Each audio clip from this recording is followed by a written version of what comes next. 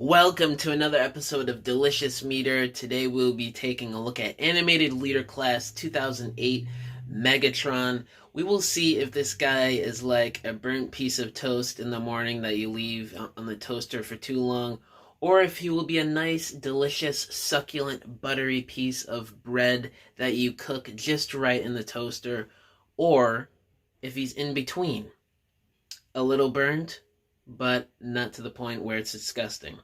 But anyway, let's get straight to it. Before we get into the video, make sure you guys like, subscribe if you're new. I mean, come on, what are you doing? If you're not subbed to me by now, my content is fire for Transformers news videos, stop motions, reviews, toy photography, music occasionally. My Instagram and TikTok are all linked down below.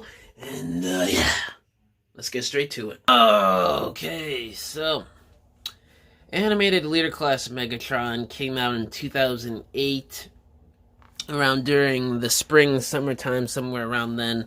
I was a little kid during that time, so I didn't have this figure, but I do now. I got him last year, and the overall sleekness of this helicopter mode, the animated designs in general, were just so great, and we never had a helicopter Megatron until then, if I'm not mistaken, so this was a fresh take on the character in terms of an alt mode, but it was also based off of his G1 design. You know, he had the colors down, the black, the red, the gray, and it was great. And he's some sort of military attack helicopter. Don't know what kind they took inspiration from, but a lot of nice details. The cockpit is done up nice. There you go, focus camera. There you go. A lot of nice detailing. Black paint there, red paint, black paint all around. Pretty freaking delicious, nice and clean and simple. Got some greebly siege type detailing right here on the thrusters. A preface to siege, perhaps? No, but you have wheels here that roll. You have three, because these two are connected right here. They roll just fine, and you could actually put these away too. They just fold up there. A little tricky to get them both lined up, but you could do it there like that. And these two don't fold away, I don't think. But the gun here spins. Can't spin all the way around, but it's on ratchet joint. And the missile, I didn't get the missile with the one that I bought, but when you have the missile, you could actually cock this. You can see here, let me see if I can do it. You pull it back like that, and then you could, how does this work? And then it just shoots out, ooh, and then it made that noise, the transformation noise. Oh, because I pressed the button by accident. But yeah, you can cock the weapon. It goes back like that when you shoot the missile. But like I said, don't have it. And the last feature in this helicopter mode is that the rotor blades spin. Doesn't really work too well on mine. I don't know how well the feature holds up over time because it seems like mine got messed up over the years, but you can spin it if you want to try it with yours. Maybe yours has better springs that held up, but seems like mine over the years didn't really hold up too well. But the helicopter mode, pretty great. I really love it. Now, let's get down to transformation. Okay, so I figured it'd be fun if I just went in here blind, because I haven't transformed this guy in quite a few months. You may have seen dust on this guy from being on my shelf, so let's see how well I could go off memory. Alright, go like this with the legs. Fold that down. Let me up the camera a little bit here. Alright, camera has been upped. Okay, fold those back. Then I think you flip out the feet. Oh, you know what? Hold up here. Oh, yeah, you rotate these around. Yep. Okay, there you go. That's how you do it. All right. Then you flip this out, rotate these around, flip it back in, then it tabs in, flip the feet and the heel out. And the legs are already done. Simple design, simple transformation. Half of it is already done. And you take off these rotor blades right here. They're going to become his famous swords that animated Megatron loved to use. to transform these, you flip these around like that, and then you, oh wait a minute, nope, flip them around this way, so you could flip out the handle like that, and that's one sword down. And the next sword, flip that around, flip the handle out, same transformation, and now you have them both. Now for the rest of Megatron himself, fold the arms down, and you open up this panel, flip out the hand, flip it back in, rotate it around, same thing here, flip it out, fold the panel out, flip the hands out, tab that back in, flip it around, and there you go. Come around to back here. Let me up the camera a little bit.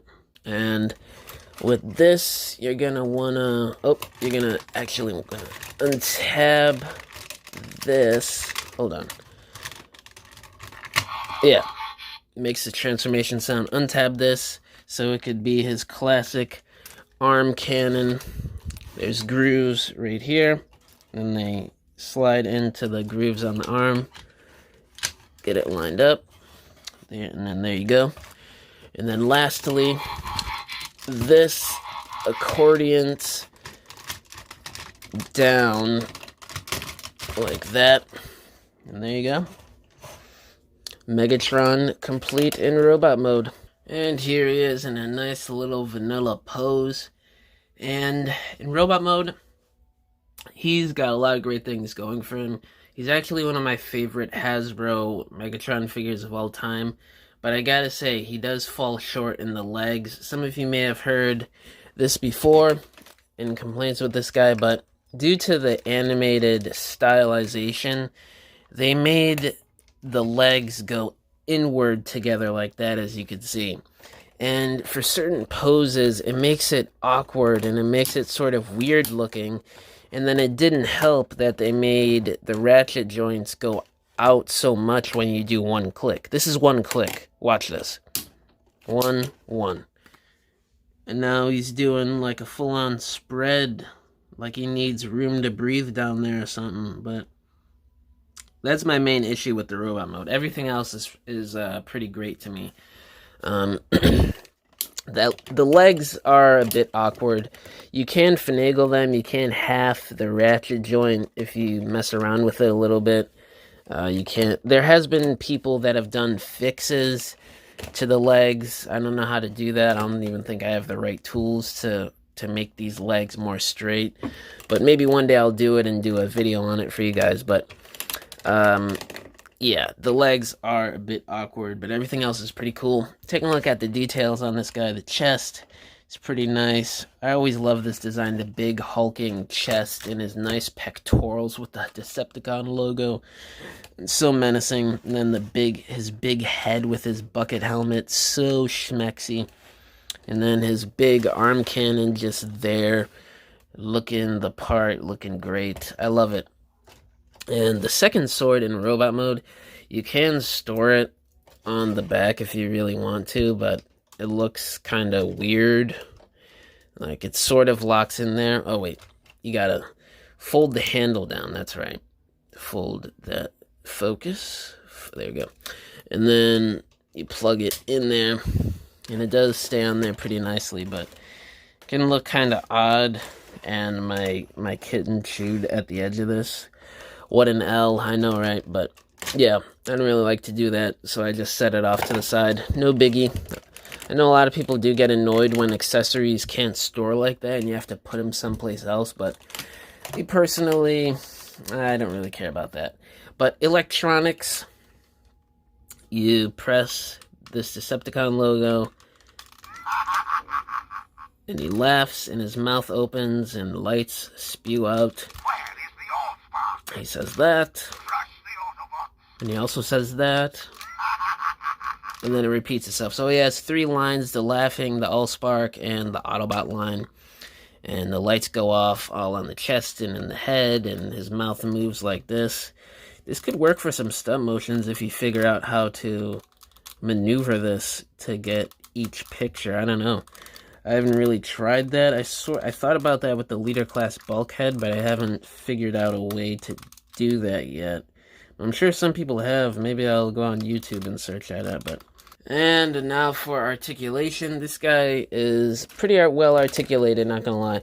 His head does rotate left and right. You can't get it to go 360 because of the wires for the electronics, but it would have been nice if his head could move up and down, but whatever. His shoulders are on a nice ratchet. You can move them all the way around, but you would have to finagle these wings back there. They go out that much on this side, and on this side, it's about the same. I thought it moved out more, but there's no cut there. You get a swivel. You get double jointed elbows, which is great for a sword wielding character like Megatron here. Very nice. And he also has wrist swivel, which again, fantastic for a sword wielding character. And so he doesn't have gorilla arms in certain poses. You could rotate the wrists and everything is well and dandy. He also has waist rotation, which is great, moves that much back and forth. Basically all you would need it to move. And the hip skirts move out the way to get a split, a full split.